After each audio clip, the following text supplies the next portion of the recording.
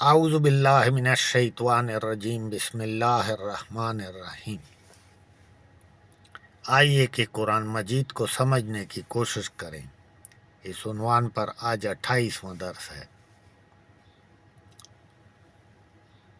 پچھلے درسوں میں ہم نے عالم ارواح سے لے کر حضرت آدم علیہ السلام اور پھر حضرت عیسیٰ علیہ السلام تک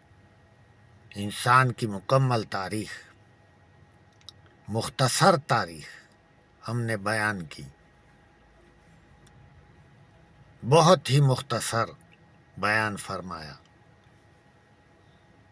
اور اس کے بعد ابھی اس امت کی تاریخ کے بارے میں بھی مختصر سا بیان جاری ہے۔ چنانچہ 2 ہجری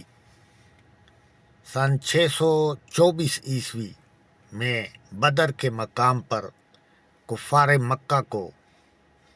313 جان نثاروں نے، مومنوں نے، مسلمانوں نے 1000 کے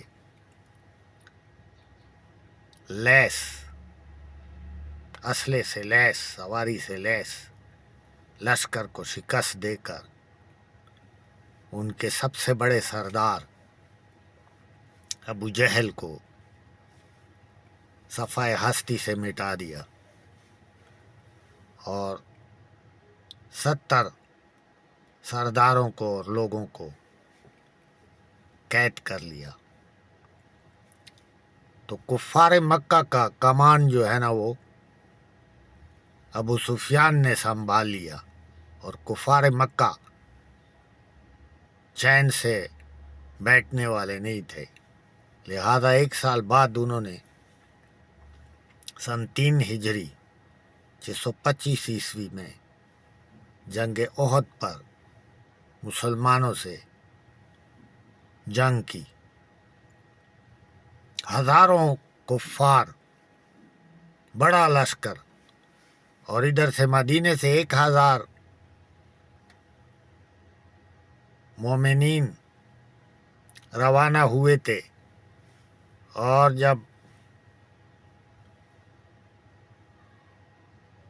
موقع پر پہنچنے ہی والے تھے تو 300 منافقین مدینے کے عبداللہ بن ابی کی سرپرستی میں مسلمانوں سے لوٹ گئے کہ ہم تمہارا ساتھ نہیں دے سکتے۔ یہ عبداللہ بن ابی وہی شخص تھا جس کی تاج پوشی ہونے والی تھی، لیکن جب حضور صلی اللہ علیہ وآلہ وسلم مدینے تشریف لائے تو لوگ آپ صلی اللہ علیہ وآلہ وسلم کی حمایت میں ہو گئے اور اس کو چھوڑ دیا۔ چنانچہ احد کے مقام پر 3 ہجری 625 عیسوی میں ان 50 تیر اندازوں کی غلطی کی وجہ سے فتح جو ہے وہ مکمل نہ ہو سکی۔ اس کے بعد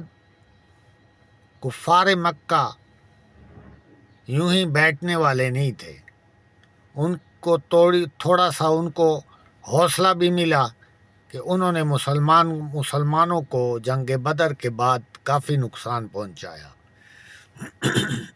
لہٰذا انہوں نے سیاست کا گیم کھیلا اور مدینے میں جو قبائلی لوگ تھے ان کے ساتھ گٹھ جوڑ کیا، خاص طور پر بنی کنکا اور بنی نذیر، ان قبیلوں سے انہوں نے گٹھ جوڑ کیا اور 10,000 کا لشکر تیار کر کے مدینے پر چڑھائی کا کام شروع کر دیا۔ حضور پاک صلی اللہ علیہ وآلہ وسلم کو اطلاع ملی، آپ صلی اللہ علیہ وآلہ وسلم نے صحابہ کرام کے ساتھ آپ صلی اللہ علیہ وآلہ وسلم نے مشورہ کیا۔ سلمان فارسی کہ مشورے کے مطابق جو کہ حضور پاک صلی اللہ علیہ وآلہ وسلم اس کا مشورہ بہت پسند آیا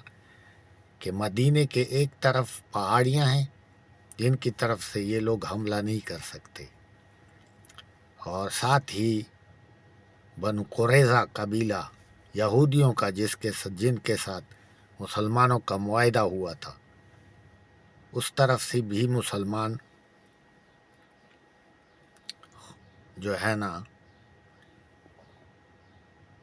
محفوظ سمجھ لگ رہے تھے، اپنے آپ کو محفوظ سمجھ رہے تھے۔ تو باقی تینوں طرف جو ہے نا خندق کھودنے کا مشورہ ہوا، 27 فٹ چوڑی اور تقریباً 7 سے 10 فٹ گہری یہ خندق کھودنا شروع ہوا۔ بے سر و سامانی، غربت اور بھوک کے باوجود مسلمانوں نے محنت کر کے یہ خندق کھودی۔ آپ صلی اللہ علیہ وآلہ وسلم نے بذات خود اس خندق کھودنے میں حصہ لیا، اور سب سے زیادہ جو ہے نا کام کیا۔ کفار مکہ کا 10,000 کا لشکر جب یہاں پہنچا تو ششدر رہ گیا خندق کو دیکھ کر۔ بیان ابھی جاری ہے۔